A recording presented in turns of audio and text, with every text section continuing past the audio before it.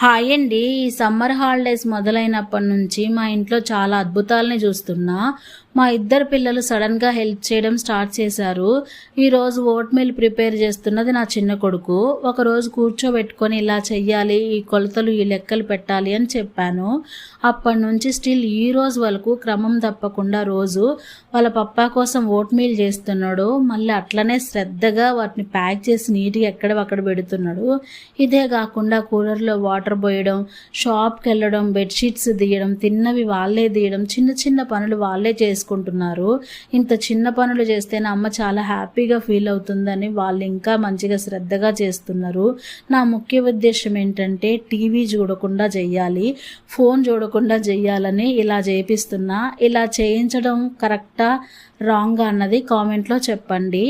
Like చేసి subscribe చేసి support చేయండి. Thank you.